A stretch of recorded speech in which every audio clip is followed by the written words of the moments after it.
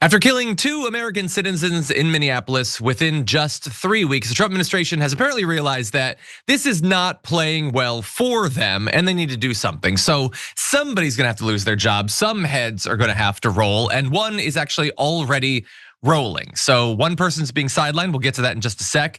Kristi Noem potentially next on the chopping blocks. We'll certainly talk about that. But what's getting people excited about possible future firings is this from Karoline Leavitt, who distanced Trump from what a lot of the more out and out psychos of the administration have been saying about these killings. Take a look. Secretary Noem said Alex Preddy committed an act of domestic terrorism. Stephen Miller labeled Preddy a domestic terrorist. Does the president agree with them? Look, as I've said, I have not heard the president characterize Mr. Preddy in that way. However, I have heard the president say he wants to let the facts in the investigation lead itself. Yeah, so he's not going to tie himself to that. And what's interesting is I remember talking in the wake of the killing of Renee Nicole Good that Trump wasn't really talking about it nearly as much as like JD Vance was at that point. He's really tried to distance himself from both of these killings. He's still 100% responsible. He could have fired Stephen Miller, he could have fired Bovino before, he could have done all that stuff. But he seems to understand that this isn't a winner in a way that the other lackeys around him do not. And so let's talk about some of those lackeys. Greg Bovino, which my mom said she's heard him referred to as Pee Wee German, which I think is a little bit funny. So he's apparently been removed from his role as the commander at large in the Border Patrol after saying some of the most utterly deranged things about Alex Preddy being killed, saying he was trying to massacre people, mad stuff. He's apparently gonna return to his former job in El Centro, California, where he is expected to retire soon. That's better than him continuing on in Minneapolis, not nearly as good as him wasting away the rest of his days in prison. I guess it's something. And to add insult for him to the injury, he apparently had his social media accounts locked out, like effective immediately. Because I guess he was just saying crazy stuff. Maybe they were worried that after he was fired, he would say something even more wild. So in any event, they locked him out, and that's good. So he's gonna be gone. But it doesn't really look like ICE is gonna be gone. Like Trump is saying he's had these good conversations. So yesterday with Waltz, now with the mayor, so that's good, I guess. But Tom Homan is gonna go, and some ICE officers are gonna be leaving. They're apparently gonna be drawing down the numbers a little bit. But is that an actual like substantive change to the policy in Minneapolis, or is that just designed to make people on the ground feel like they've got to win and maybe they'll stop paying attention, or maybe make what they're doing there a little bit less visible? I don't know, but there's a lot that we don't know actually. It has been 3, maybe almost 4 days now since Alex was killed. We don't even know who did it.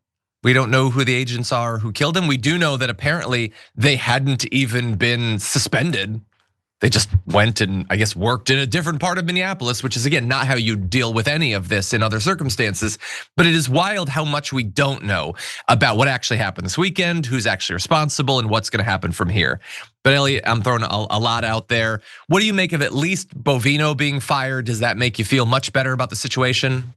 I'm reminded of the classic line from It's Always Sunny in Philadelphia, where the guy screams, I'm untethered and my rage knows no bounds. So no, it doesn't really do a lot for me. I don't know if it does a lot for many people. I think this is sort of a paint by numbers response from the Trump administration, where they're just sort of trying to shuffle things around a little bit. And I hope people aren't satisfied by it, because I think there has to be something else that's done that's actually structural. And as you mentioned, actually applies to the sweeping policies that have caused all of this. I don't know if that's going to happen. However, Pee Wee German is the funniest thing I have heard and how to describe Stephen Miller. Way better than Nosferatu, which is what I've been going with. So I will be stealing Pee Wee German. Yeah, if it's for a lot of these guys, and we know he won't like that considering his tussling with AOC earlier. But yeah, no, I mean, it's better, but I mean, Bovino isn't even the guy who shot him. So like, it's like, I would like those people to be fired / investigated / locked up / refer to what I said in yesterday's show about maybe even further than that. I mean, it's something, but yeah, people, and certainly the people on the ground, their rage knows no bounds, and understandably so. So I think it is good that things have gotten to such a dark place that the Trump administration is blinking a little bit, because maybe they wouldn't. Maybe there's no amount of protests, no bad poll enough to get them to back off. So I guess it's good that they're backing off a little bit. But is this just damage control? Is this just PR? Are they just gonna stay in Minneapolis? Or maybe they're like, nah, we're good with Minneapolis. We're gonna go to Chicago again. We're gonna go to DC, we're gonna go to LA. We're gonna just do this, but in other places. And maybe the protesters there won't be as vigorous. That's sort of my concern, that it might just be optics. What do you think? Yeah, I think it's absolutely optics. I mean, we have to remember that this is a president who began as a reality television star, and he cares very deeply about what the public opinion is, perhaps more so than any conviction he may or may not have. So yeah, I mean, I think this is all showbiz for him, and that's why he has a slightly better understanding of this situation than some of his lackeys, because he comes from a world where the most important thing is making sure people like you and that you're getting positive attention. So if we can use that against him in any capacity, I think that's good. But I think we need to be really careful about not getting too excited, because I highly suspect that they're just going to change up their tactics a little bit and continue doing this. Yeah, it's certainly possible. Yeah, and I think we can also be nuanced. And before we move on to Noem, so he seems to get better than Vance and Noem and Miller, that saying those things isn't gonna play well. Although in their defense, they've never had to apologize for anything else they've ever said because Donald Trump is their boss. So maybe they're right to think they could get away with it. So he gets, I guess, credit for understanding the situation better than them. But bear in mind, he also okayed all this Minneapolis stuff. He thought this would play well. And I think he's wrong too. So he has a better understanding than them, but still not as great of an understanding of the American people as he probably thinks that he has. But that said, so we got Bovino. Maybe up next is Noem, who is, of course, she's a cabinet secretary. That would be a big change. So let's jump down to this. I looked at every single poll that has been conducted on Kristi Noem's popularity. Every single one, the net approval rating has been negative. ICE is negative, DHS is negative. As I said at the top, Kate, this has been an absolute political disaster for the President of the United States. It's not much of a surprise to me if he wants to push Noem to the side. And what would the loss be for him if he did? I don't understand why he's kept her around as long as he has. She's a buffoon. She was incompetent before her thugs and lackeys started gunning people down. She mostly seemed to be in it for the horse rides and the helicopter rides and basically riding different sorts of animals and or vehicles. And so now the pressure is starting to build. She wasn't popular last year. She's less popular now. I imagine as polls come out after the killing of Alex Priddy, then she'll probably be even worse. And Democrats are starting to really call for her to be fired. So you've got the Democrats. We'll get to some of what they've said. I guess it's more important news. Some of the Republicans seem to be shaking in their support for her, because that's going to be necessary for her to actually be impeached and or fired, or enough pressure to build for Trump to do it without it getting to that point. Senator John Curtis says, is a Republican, I disagree with Noem's premature DHS response, which came before all the facts were known and weakened confidence. And notably, that's what she did the previous time too. They're all doing the exact same thing. Senator Ted Cruz says, I would encourage the administration to be more measured, to recognize the tragedy, and to say we don't want anyone's lives to be lost. Rand Paul says, today I call on the heads of ICE, CBP, and USCIS to testify before the Homeland Security Committee.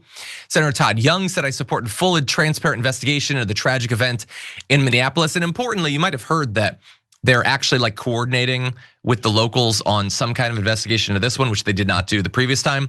To be clear, there is no indication that this is a serious, potentially criminal investigation. This so far still seems like it might just be damage control. So I personally am gonna wait to hear more from the local investigators about what level of access they're getting and how it seems to be shaping up.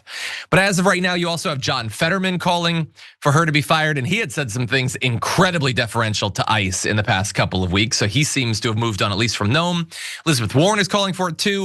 140 different lawmakers have signed on to a list to impeach her. And that's good. The pressure really is building, Elliot. Importantly, she has now finally agreed, Kristi Noem, to appear before the Senate Judiciary Committee, which Chuck Grassley, who's the chair of it, the Republican, he's been pressuring her to do that for some time.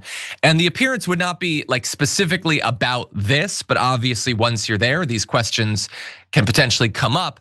And that seems to show that she understands that she might need to firm up her support amongst Republicans, considering some of the conversations going on.